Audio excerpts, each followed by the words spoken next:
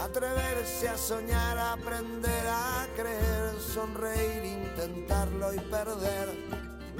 Atreverse a reír, aprender a llorar, sonreír al partir, sonreír al llegar. Atreverse a saltar a pesar de... ¿Qué tal? ¿Cómo están? Sean todos bienvenidos a un espacio en el que hacemos repaso de algunos asuntos que nos preocupan en la actualidad y nos acompañan pues dos especialistas para poner un poco de claridad en nuestras mentes y en nuestras ideas y luego cada uno ya que decida, pero traen información. Presentamos en primer lugar a William Cárdenas, él es abogado internacionalista y torero. Bienvenido, William. Muchas gracias, María José, encantado de estar aquí de nuevo contigo. Fíjate que vamos a hablar nada más y nada menos de ese acceso, ¿no?, de Bildu en secretos del Estado. Hay preocupación internacional al respecto, nos hablarás de ello y también nos vamos a ir a Colombia y a hablar de las FARC para saber, porque cuando hay pues alguna guerra o algún conflicto, entonces de repente nos acordamos de esos países, ¿no? Pero mientras tanto, ¿qué es lo que está sucediendo? ¿Cómo? Todo tiene una explicación. Así Y de eso vamos a hablar con Carlos González Teijón, él es también abogado, mediador, escritor. Bienvenido, Carlos. Bien hallados. Y pues, ¿qué va a pasar después de la guerra de Ucrania, si es que termina? Que sigo insistiendo en que cada vez que digo la guerra de Ucrania, pero no he encontrado manera de sustituir este término, porque parece como que la guerra la ha hecho Ucrania, ¿no? Y fíjate, Carlos, que ahora los rusos están protestando porque parece que ha caído, no sé si algún misil, alguna bomba o algo, pero han hecho alguna incursión en el territorio ruso. Claro.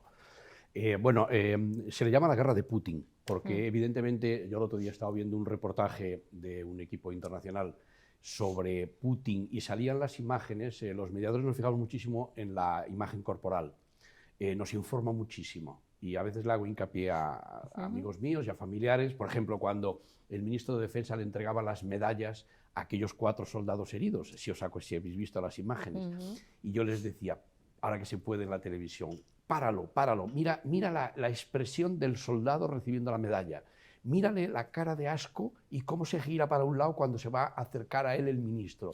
Y entonces es cuando la gente no especialista lo ve. Entonces yo veía las imágenes de Putin con todo su equipo y cómo pone pingando a su jefe de los servicios de seguridad. Es tremendo. Y entonces es cuando se ve claramente que ahí es un hombre que ha conseguido por distintas artimañas y muchas veces es aleatorio en la historia que se produzca, y cómo tiene un poder absoluto sobre sus cuadros, cómo sus cuadros de mando le tiemblan, le tienen un miedo atroz, y él es el que les lleva a todos, porque se ve claramente que hay incluso una mujer en el centro de la escena, que se la ve claramente que está aterrada y que no quiere oír hablar de invadir Ucrania para nada. Y él les fuerza a todos a que aprueben el invadir Ucrania. Sí, esa imagen debería ponerse en los colegios para explicar las posturas corporales. Son unas imágenes previas a esta invasión y nos tenemos que situar también en que el que está temblando y le falta llorar, además Putin lo está haciendo alardeando y sabiendo que eso se está grabando, un jefe de seguridad ruso, o soviético, ha pasado y ha hecho casi de todo, porque recordamos que hay una costumbre que quieren hacernos creer que tienen algunos rusos fuera de su país e inclusive en su país, que es la de morir envenenados. Parece que les da por eso, ¿no? Entonces, a ver, pues hay ciertas sospechas de que podría tener algún tipo de responsabilidad esta persona. Estamos hablando de temas muy fuertes, pero sin embargo, hay en esa escena, parece como que te da pena de esta persona que debe haber cometido atrocidades. Totalmente. Pero es cierto que el rostro ese que dicen que no se mueve, y sí se mueve, sí, porque ahí no es inalterable, el de Putin es tremenda. Esa escena me parece, y que se haya difundido cuando debería ser una cosa interna, exacto, pero indudablemente son cartas que se dan al mensajero, ¿verdad, William? Para demostrar, yo tengo aquí poder y soy el que mando. Bueno, yo creo que son hechos que nos van dando la evidencia, ¿no? Ya el mundo lo ha constatado, ¿no? Y Carlos lo decía con mucho acierto, es la guerra de Putin. O sea, es increíble cómo un hombre que maneja un país muy importante puede tomar en pleno siglo XXI, una decisión como la que ha tomado, ¿no? Una decisión de esta naturaleza, donde ya no es el daño que causa al vecino Ucrania, ¿no? Y a su población civil, porque todos hemos visto que no les ha importado atacar edificios civiles y colegios y teatros y hospitales, ¿no? Sino que tampoco le ha importado mandar a sus reclutas, porque muchos han sido jóvenes que apenas tenían formación dentro del arte de la guerra, ¿no? Los ha mandado a la muerte, ¿no? Y han muerto muchísimos por falta de experiencia, por falta de conocimiento. Se han tenido que enfrentar a unas fuerzas armadas de un país que estaba preparado para esa invasión, ¿no? Entonces, pensar que un hombre hoy, en nuestro siglo y en nuestra civilización, pueda tener tal influencia para producir un desastre de esta naturaleza, yo creo que nos tiene que llamar a una reflexión muy, muy profunda, ¿no? Muy profunda. Voy a hacer una pregunta a los dos. En primer lugar a ti, William, y es la misma para Carlos. Es cierto que se está personalizando en Putin. Por otra parte, hay unas estadísticas del apoyo del pueblo ruso que parece muy mayoritario. Dice, claro, ¿qué información le llega? La manipulación hoy en día es algo sobre lo que yo pongo un poquitín de duda, porque a través de las redes sociales, aunque estén cerradas, aunque estén cercenadas, sí que llega información. Esas madres que no reciben a sus hijos ven que no han ido simplemente de paseo al país de al lado.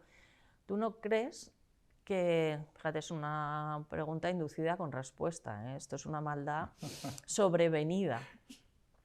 ¿Tú no crees que si fuera otro el presidente también hubiera hecho lo mismo? Bueno, mira, yo fundamentalmente pienso, por supuesto, hablamos de Putin porque es el hombre visible, ¿no? Es la imagen, es el jefe del Estado, ¿no? Sí. La desintegración de la Unión Soviética en los años, a finales de la década de los 80, bueno, pues ha derivado en una recomposición de lo que fue aquella Unión de Repúblicas Socialistas Soviéticas y en lo que es Rusia hoy, ¿no? Una recomposición incluso con un desplazamiento de su estructura económica, y ahora podemos hablar de una gran oligarquía rusa, ¿no? Una gran oligarquía que, por supuesto, de alguna manera respalda y sustenta el poder, ese poder que detenta un hombre. Pero en este caso no es cualquier hombre. En este caso es un hombre que viene del régimen anterior y que tiene conocimientos extraordinarios y calificaciones y mucho poder en sí mismo para controlar los diferentes focos de poder económico en los que se pueda descomponer esa estructura. Entonces sí, hay un hombre, y esa es la clave. Yo creo que ahí está la clave. Cuando Occidente ataca a los oligarcas que tienen grandes posesiones fuera de Rusia y les incauta una aeronave, les incauta un buque, les incauta unas fincas, no está perdido, ¿no? Sabe que allí hay flancos que están colocados fuera del territorio ruso. Ahora, eso es una historia, y otra historia es el pueblo ruso, ¿no?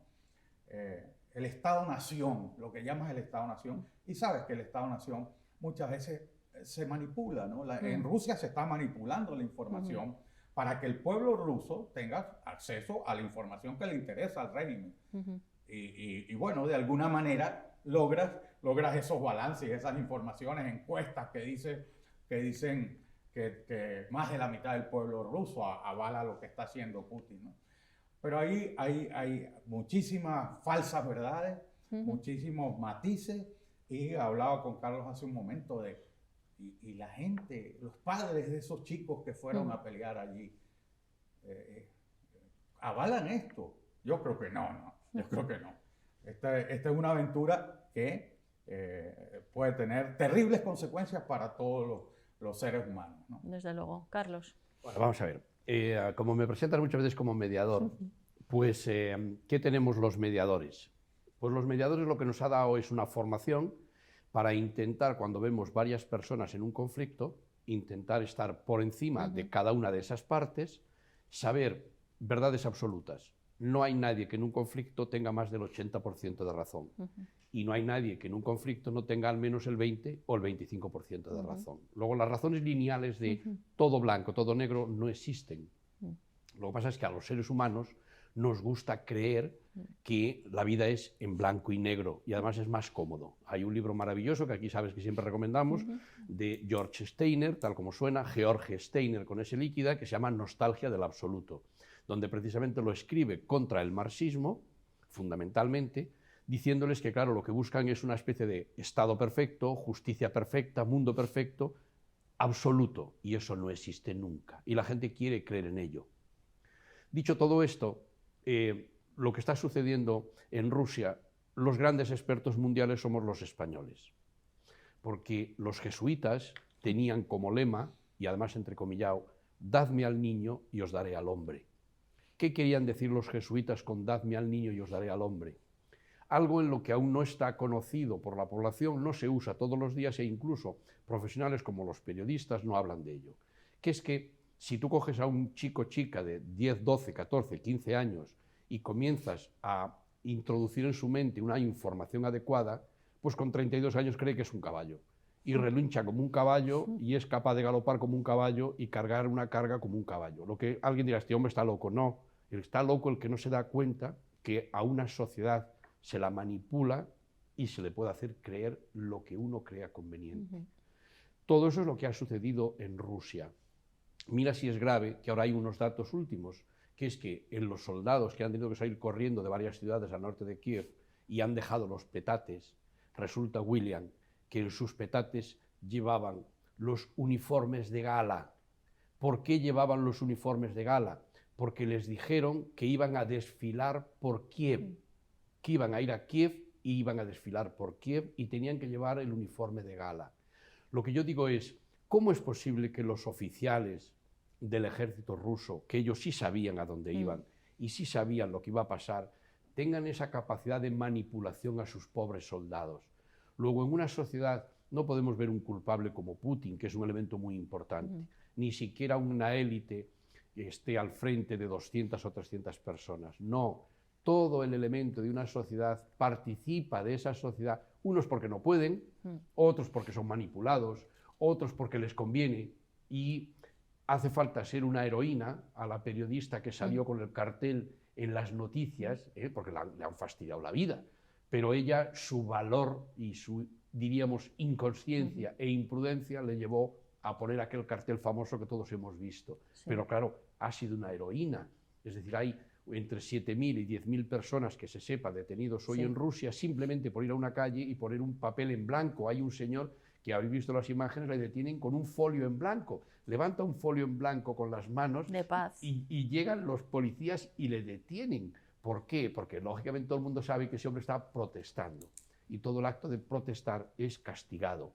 Y por eso, si ya sabemos que las sociedades funcionan así, ¿por qué no empezamos ya a hablar técnicamente de cómo funcionan? Los americanos lo sabían y cuando construyeron su constitución, que fue imitada de la constitución de los dominicos españoles, lo único que buscaron fueron contrapesos, porque sabían que podía suceder en 2 semanas lo que ha sucedido con Trump. Es decir, que un señor solo con su manipulación es capaz de mandar a la gente invadir su propio Congreso, destrozar sus propias estatuas del Congreso o destrozar las propias alfombras. Y no se dan cuenta que están destruyéndose a sí mismos. Por lo tanto, la manipulación es muy fácil, la manipulación está en todas partes y lo que tenemos que hacer es empezar a usar conocimientos. Y cuando usamos conocimientos y sabemos que eso funciona así, es la única forma de combatirlo. porque si no podemos vivir todos en una especie de debacle general sin darnos cuenta. Pero lo de la manipulación que comentas, que es cierto, y fíjate, William, como hablamos de Venezuela y de Cuba, donde Raúl Castro ha felicitado a Díaz-Canel por lo bien que lo está haciendo, cada vez el pueblo tiene más hambre, está en peores condiciones, y yo ya no sé cómo queda gente en Cuba, porque es verdad que hay algunos que se están resistiendo, pero las cifras que me han llegado hoy de personas que están huyendo por donde puede son tremendas. Pero decías tú, estos soldados que llevaban su uniforme de desfilar, pues hay algo que está mal, porque si van a desfilar por Kiev y las relaciones entre Rusia y Ucrania no eran muy buenas, no iban a desfilar en el Día de la Amistad. Y ni ellos, ni sus padres, ni sus hermanos, ni nadie pensaron que era un poquito raro ir a desfilar por Kiev. Quiero decir que también o es que pensaban que llegaban y iban a barrer a los ucranianos, iban a desfilar victoriosos. Es tremendo. ¿Querías apuntar algo? Sí, yo quiero aquí tenemos que situarnos en temas de responsabilidad. Y una cosa es la responsabilidad de los estados. Sí, que es algo un poco etéreo, digamos. Que nunca es la responsabilidad del Estado-nación. No puedes acusar a un pueblo. Ya vimos lo que pasó con Alemania. O sea, se castigó a Alemania.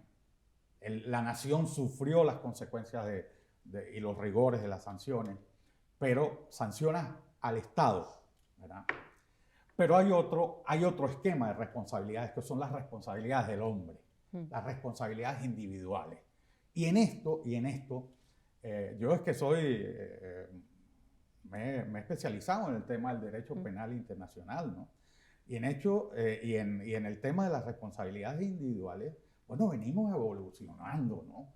O sea, los tribunales de Nuremberg, Tokio, todo lo que ha ocurrido después. ¿Qué persigue? ¿Qué persigue? Persigue al hombre que tiene en sus manos tomar una decisión que además se entiende que él la conoce.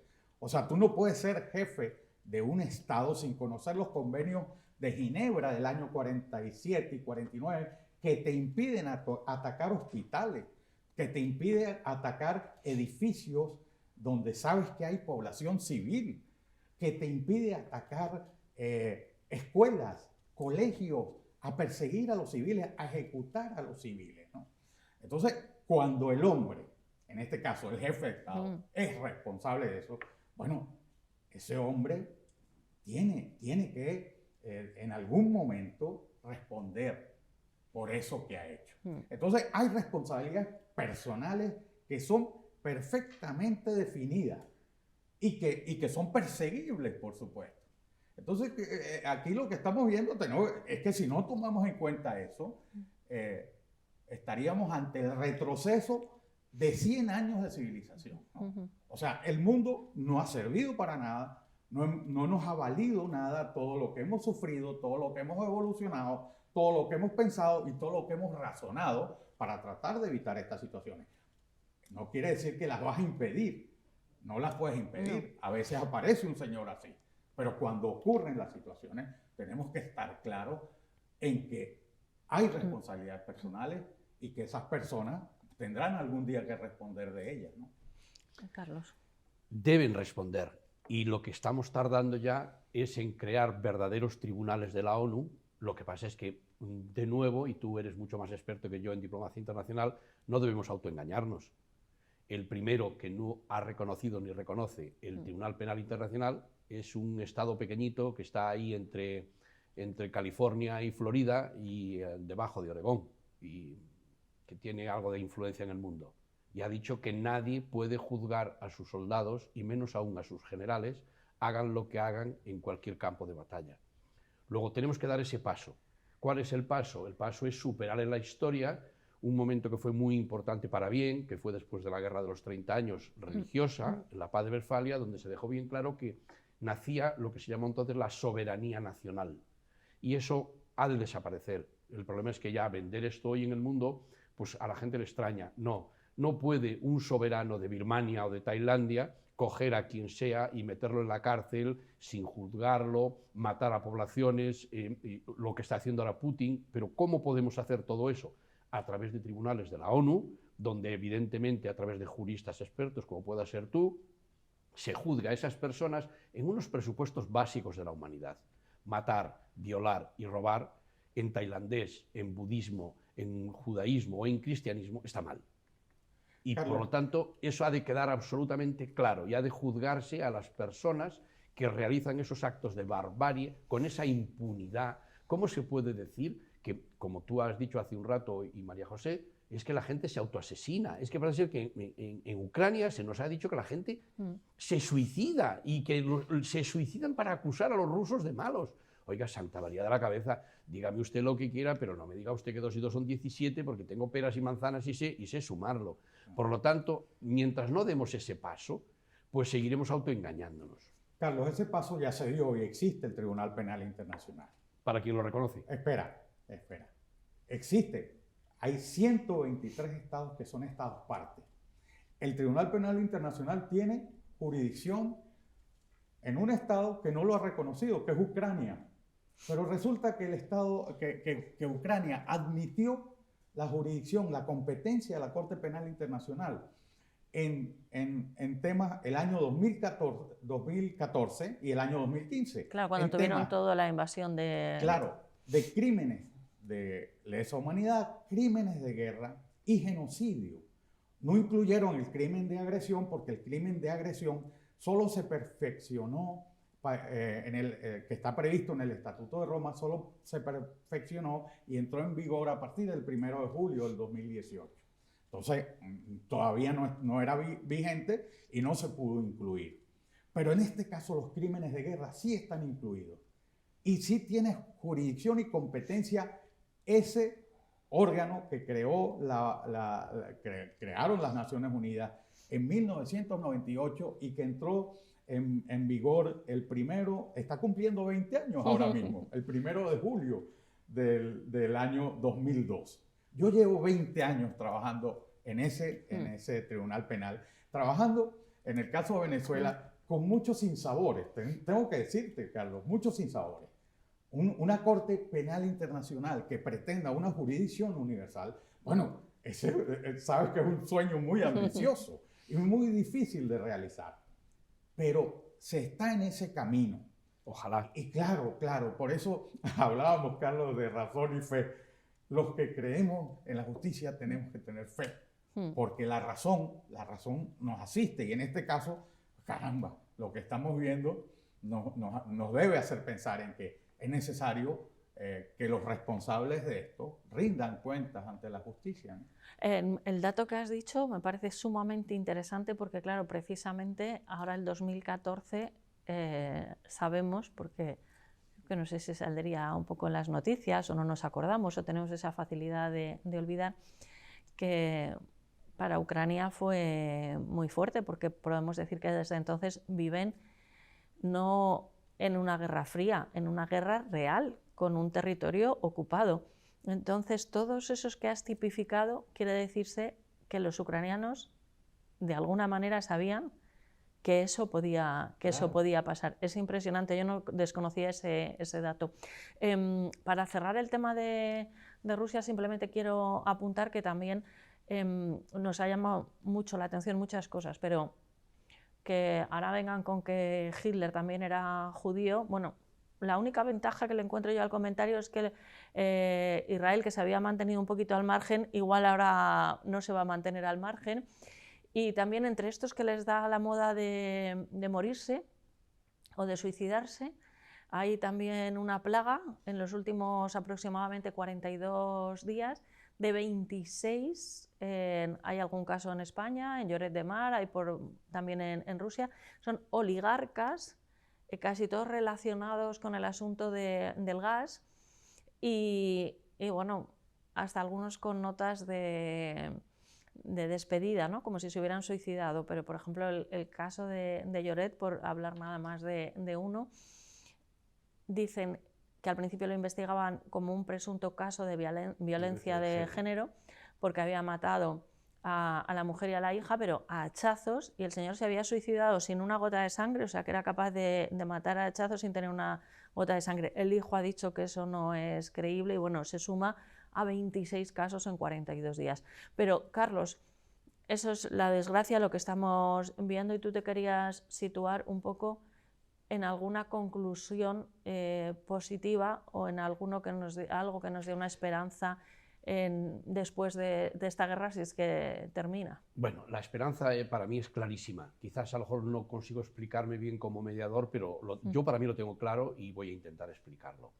La esperanza es clarísima porque todo conflicto genera mucho dolor y el dolor es el que nos activa para intentar evitarlo y para intentar que de futuro no suceda eso. Yo no tengo fe en el futuro del Tribunal Penal Internacional, yo tengo razón. Yo sé, tardaremos más o menos, pero se implantará con jurisdicción universal el Tribunal Penal Internacional, porque no podemos permitir que un listo de turno en el centro de África lance una nueva idea, lance a sus soldados contra el país vecino, empiecen a violar a mujeres, empiecen a masacrar poblaciones. Eso tiene que desaparecer y, por lo tanto, solo lo podemos conseguir no con influencias, como se decía hasta ahora, del el mundo capitalista, el mundo comunista, el mundo de los no alineados, no. Lo haremos con criterios jurídicos en los que creemos a pies juntillas, no por una creencia religiosa, sino porque funcionan William y yo. Es decir, el que ha matado y el que ha robado ha robado. Y eso, a través de un juicio justo, se ve claramente quién ha robado y quién ha matado. Y no tiene ninguna justificación. Y no tiene ninguna justificación. Y por lo tanto, todo este conflicto nos va a demostrar de futuro que ningún país como Rusia puede manipular de esa manera a su propia población primero, a la población internacional después, lanzar medios de comunicación que ha habido que cerrar, manipular las elecciones en los propios Estados Unidos, influir, se está demostrando claramente los equipos que tenían para manipular a través de las redes sociales y hablar como si fuesen americanos. Luego se demostró que eran equipos rusos contra Clinton, tanto el marido como después la mujer cuando quiso acceder a la presidencia de los Estados Unidos. ¿Por qué? Porque ahora ya se ha demostrado que Clinton se llevaba muy bien con Boris Yeltsin y le dijo a la cara: te has equivocado con el que has nombrado. Y Yeltsin parece ser que reconoció casi en su lecho de muerte que se había equivocado mucho nombrando a Putin como lo nombró. Por lo tanto, todo eso tiene que desaparecer porque lo puede hacer cualquier loco y puede causar muchísimo, muchísimo daño. Y por lo tanto yo sé que se implantará un tribunal con jurisdicción universal. Quizás no juzgará casos pequeños y quizás no juzgará casos de estafas o de robos pequeños, pero todos estos grandes actos de que alguien pueda con las armas de su Estado invadir el país vecino, matar a quien sea y además manipular con su lenguaje, eso lo cortaremos porque es terriblemente doloroso. Estás abriendo muchos melones porque los Clinton, fíjate tú, que parece que tenían una cantidad de ordenadores que no tenían que tener con información confidencial en su casa. Bueno, yo no sé, hay el Pegasus, el Honda o el que aparecería por ahí, pero ahí nos iríamos a otro lado y hemos dicho que íbamos a hablar y creo que lo tenemos que hacer de Bildu. Hace unos días recibíamos en la peña periodística Primera Plana a Marimar Blanco, una historia que nos impresiona a todos y más cuando la tienes cerca, ese terrible asesinato de un chaval de 29 años porque tuvo la osadía en el País Vasco de ser del Partido Popular, un partido democrático y reconocido, y como tuvieron a su familia y a toda España en vilo, como cobardemente 3 personas, una agarrándole la cabeza. Ya nos contaba que en el juicio es una imagen, William, que se me ha quedado grabada porque en el juicio dice que no les miraba a la cara. Yo pensé que era porque no podía, pero lo explica, dice: no, yo miraba las manos de estos asesinos porque en esas manos veía que eran las manos que habían matado a mi hermano, ¿no? Bueno, pues eso ha existido en España. Ahora dicen que la ETA no existe. Yo creo que viendo la trayectoria de algunos que tienen cargos políticos en instituciones, que tienen acceso ya no solamente a muchísimo dinero, sino a mucha información, porque es verdad que cuando se está en un ayuntamiento, en una comunidad autónoma o en un Congreso de los Diputados, hay acceso a una información por parte de esos representantes, cosa que yo cuestiono y me extraña que ninguno de mis compañeros cuestione, porque si estamos con tanta ley de protección de datos, no sé por qué una persona, por ser simplemente un diputado en el Congreso de los Diputados, puede tener acceso a una serie de información. Pero hay un paso más, Ahora había que aprobar una serie de medidas. El gobierno no encontraba esos apoyos. Pedro Sánchez dice que no ha recibido nada a cambio del apoyo de Bildu. Bildu sale a la vez y a la par diciendo que sí ha recibido. Lo que estamos todos perplejos es por saber que personas que buscaban esa información para saber a qué hora salía alguien de su casa o llegaba o dónde tenía las cuentas para asesinarle vilmente, van a tener acceso a secretos del Estado español y ante unas reuniones muy importantes que se tienen que producir próximamente en España. Bueno, María José, yo creo que hablábamos antes de un tema de geopolítica internacional y un tema en el que ocurren cuestiones tan absurdas como que un hombre pueda amenazar al mundo con una guerra nuclear. Bueno, esa es la explicación macra de lo que estamos, el escenario y la realidad que estamos viviendo. Pero si venimos a lo nuestro, a lo local, nos encontramos con un hecho de esta naturaleza que yo creo que ninguna sociedad debe permitir, ¿no? Porque implica una alteración terrible de los valores de una sociedad. O sea, tú en una sociedad no puedes, de la noche a la mañana, por una operación que pueda tener a lo mejor la justificación política que quiera, producir un efecto tan demoledor, ya no digo desde el punto de vista, qué sé yo, de la vida cotidiana, sino de lo que puede sentir la esencia de una víctima. Lo que lleva internalizado una víctima, de la causa de su dolor y de los responsables de ese dolor. Yo hace un momento hablaba de responsabilidades. Sí. Y hay gente que en el tema del terrorismo de ETA ha tenido responsabilidades. Y hay una cantidad de asesinatos y de atentados que no han sido resueltos todavía por la justicia. Entonces, con ese escenario, ¿cómo es posible que tú le permitas a los representantes de quienes de alguna manera han ejecutado esos actos de persecución y de terrorismo, les permitas tener acceso a los secretos del Estado? O sea, eso es inverosímil. Eso es invertir los principios y valores de una sociedad.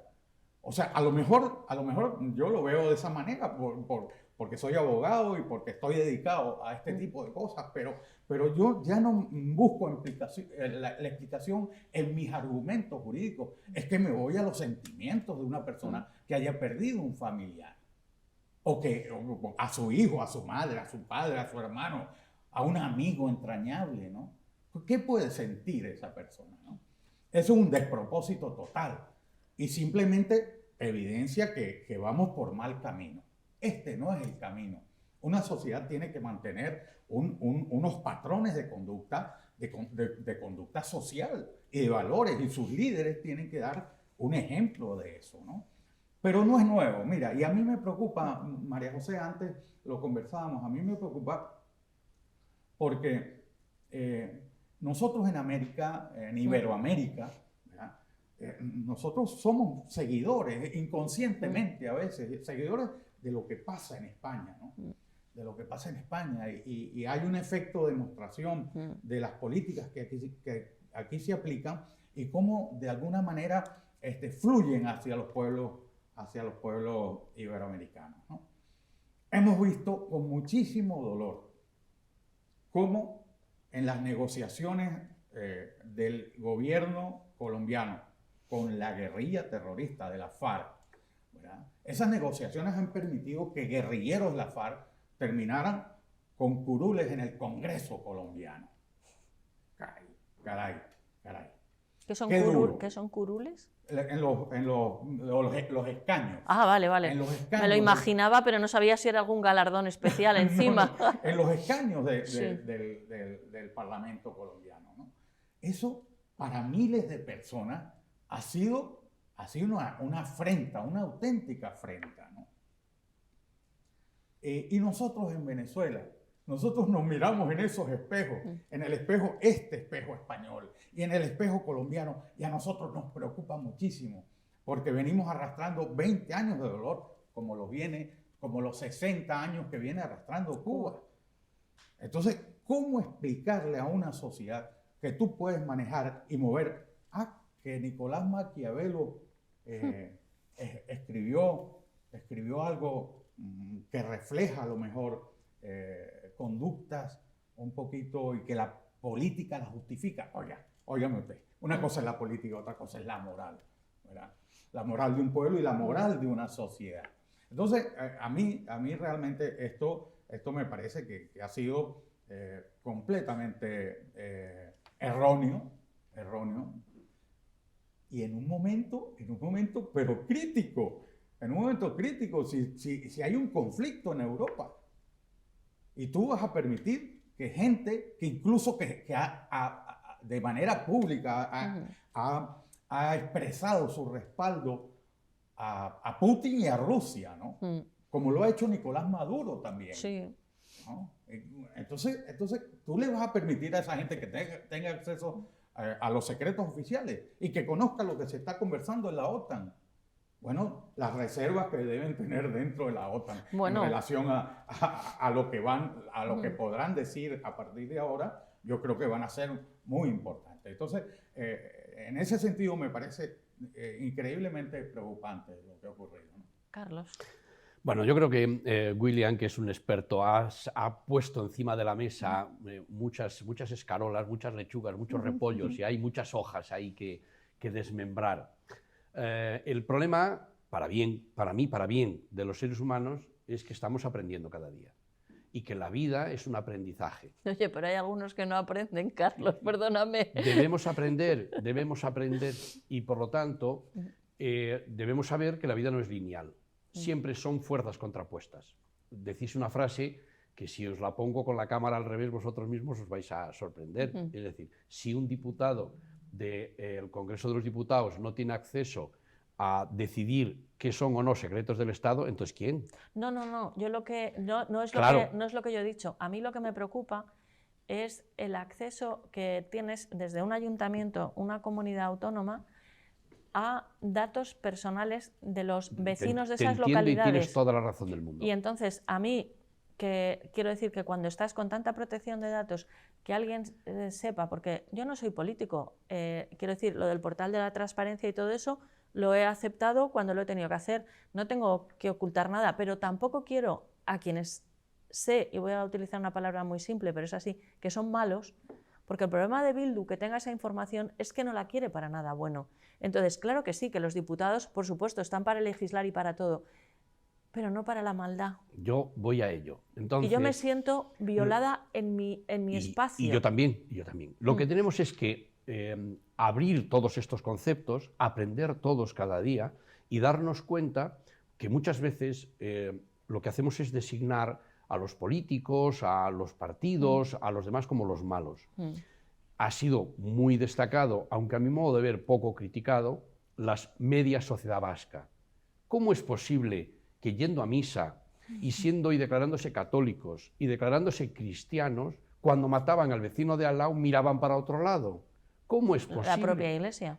Y la propia Iglesia. Por lo tanto, el problema está en los propios seres humanos, en nuestra cabeza, en que hay ciertos conceptos, acuérdate aquí que habla mucho de los conceptos, que aún no tenemos claro. Oiga, mire usted, matar está mal, lo hagan los míos o los contrarios.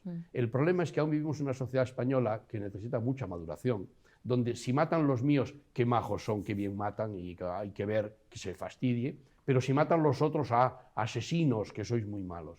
Y eso tenemos que superarlo.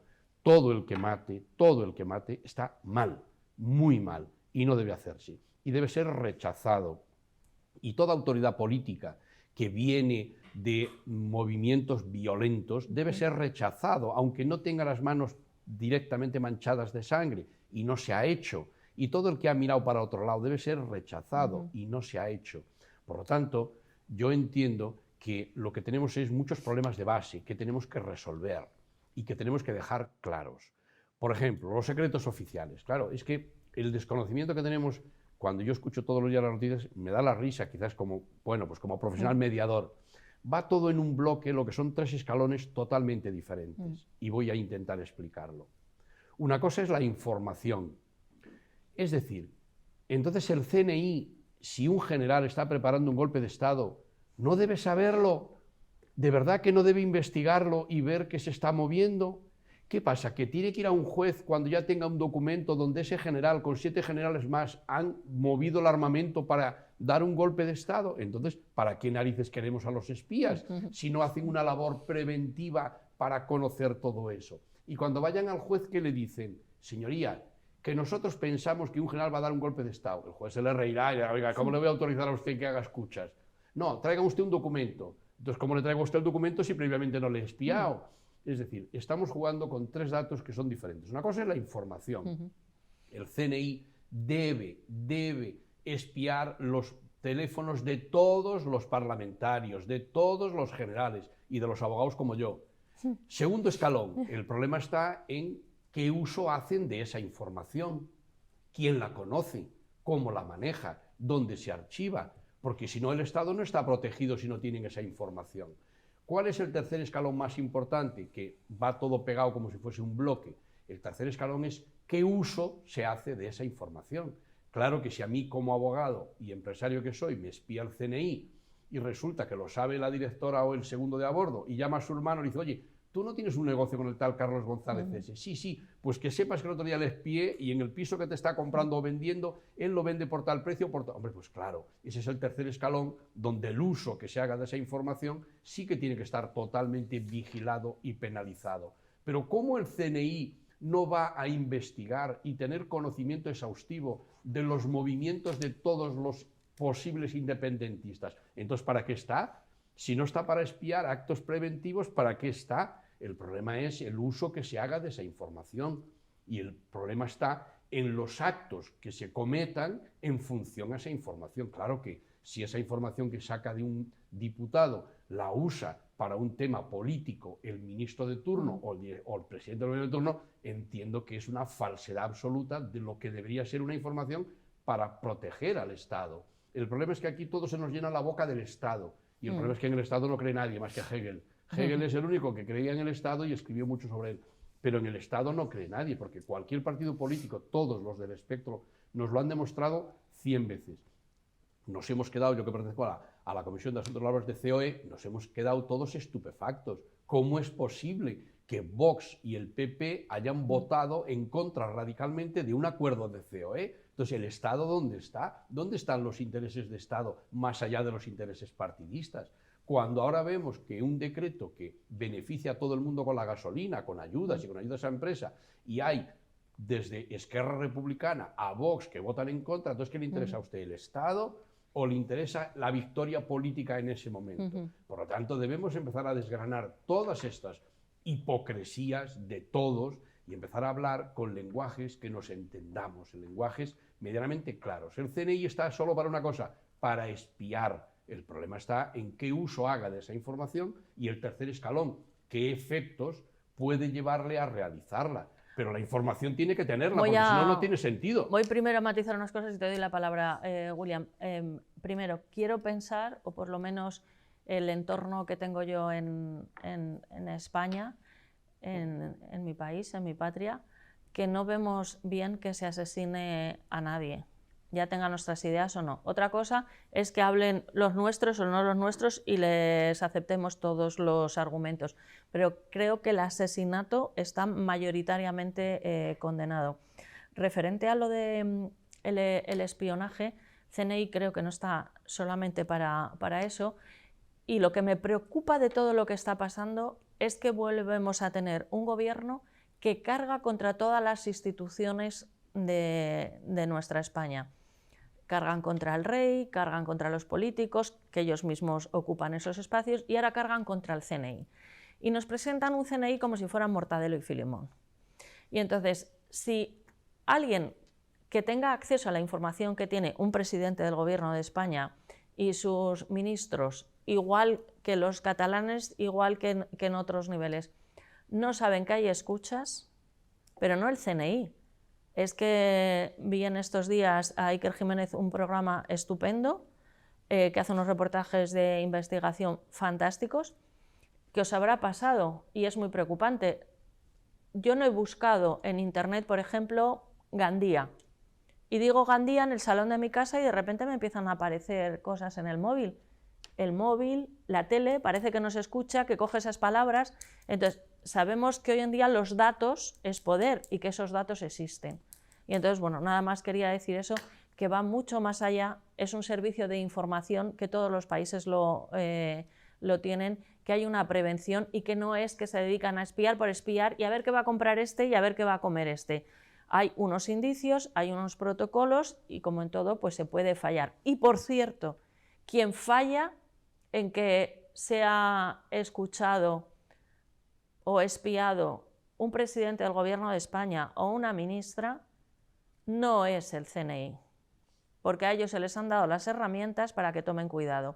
Y tienen unos teléfonos que tienen que seguir unos protocolos. A ver cuántos teléfonos están usando y para qué los están usando. Lo dejo ahí esas preguntas y termina, por favor, William. Mira, mucho más complejo, por supuesto, en la línea que estás conversando, que los temas de espionaje doméstico, ¿no? Aquí tenemos problemas de separatismo, aquí tenemos unas relaciones internacionales bastante complicadas, ¿verdad? Y es darle acceso a esa información, ¿verdad? Por razones de control, a esa información a personas que son absolutamente desafectas a los procesos. Entonces, ¿qué sentido? Porque tú los tienes de aliados en tu gobierno y son los que te mantienen. Y porque necesitas el voto de uno de ellos en un momento parlamentario y recurres a la modificación de las mayorías necesarias para cumplimentar la selección de quienes van a ir a esa comisión. Caramba, es terrible. Es bastante más difícil porque ahí hay cuestiones de Estado gravísimas y en un momento clave. O sea, en un momento en el que se está hablando con la OTAN, oye, mira, ¿y cómo vas a ayudar tú a Ucrania? Con la OTAN, con lo que tenemos exacto en Ucrania y en Rusia, es que es tremendo. Terrible. Es terrible. Bueno, tenemos que finalizar. Carlos González Tejón, muchísimas gracias por acompañarnos. La verdad que cada tema tiene muchos subtemas, pero bueno, es importante también hacer una reflexión y aprender con lo que nos contáis. William, me quedo con ese 2014 y con Ucrania, que ya estaban pidiendo y estaban autorizando a que la Corte Penal Internacional pudiera investigar. Y sé por las noticias que hemos visto que parece que miembros de la Guardia Civil y de la Policía Española se estaban desplazando a Ucrania para desactivar bombas y para también hacer investigaciones para poder probar esos crímenes de lesa humanidad que indudablemente se están produciendo. Muchas gracias por acompañarnos. Muchas gracias a ti, María José, por y a todos ustedes, pues bueno, pues ahora ya les toca pensar, actuar, en fin, que disfruten de la vida y si me permiten una última recomendación, que les aconsejo que sean malos, pero que puestos a ser malos, que sean muy, pero que muy malos, porque dicen los que entienden de esto que es divertidísimo.